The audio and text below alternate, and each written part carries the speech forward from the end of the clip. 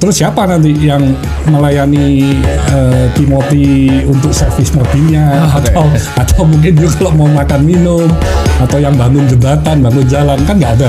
Ya, jadi gini, perbudakan modern itu sebuah konsep yang saya lihat dari zaman dulu, Pak. Maksudnya apa?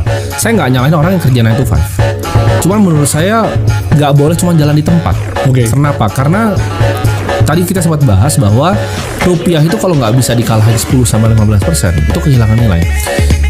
Mungkin teman-teman sekarang lihat paling drastis di Amerika ya, di mana unemployment rate lagi tinggi-tingginya nih, orang lagi nggak punya kerjaan dan harga barang dan jasa di Amerika itu naik, sedangkan gaji nggak naik. Apalagi kita ngomong ke Indonesia, Pak. Jadi inflasi itu menurut saya sebagai pencuri di siang bolong. Jadi ketika gajinya UMR, misalnya kita pukul rata 4 juta, 4 juta tuh nggak naik dalam waktu yang lama. Sedangkan dia bayar anak sekolah. Indonesia naik. Kita setiap tahun kayak tahun lalu naik hampir sekitar 6%. Tapi apakah naik? Padahal inflasinya kan 3%. Inflasi yang di atas inflasi sih. Inflasi itu kan basket ya, Pak. Basket yang bisa diatur berbagai macam caranya. Sedangkan kalau kita lihat paling simpel deh, harga air. Kan Pak Hermanto Kleo kan, harga air. Kita harga sekolah. Sekarang sekolah paling gampang aja.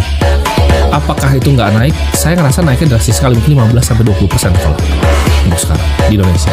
Ya, tapi kalau untuk sekolah-sekolah negeri kan tetap mendapat sekolah negeri mungkin ada subsidi, tapi kenaikannya. Saya kemarin ke Pacitan ya, saya heran loh. Saya makan berempat, makan pecel. Itu cuma 20.000 loh. Betul, tapi di Pacitan lah. Wow. Ya, tentu di Surabaya juga ada yang murah ya. Di pasar ya cuma 12.000, 13.000, dan itu pun mereka sudah untung kan. Jadi kalau masak sendiri di rumah ya pasti akan jauh lebih murah. Betul. Yang penting kan bagaimana mereka memanage penghasilan itu menjadi cukup bagi keluarganya dan masih bisa ada yang disisihkan untuk ditabung atau diinvestasikan. Saya mungkin punya pandangan sedikit tentang dunia yang menurut saya ideal ya.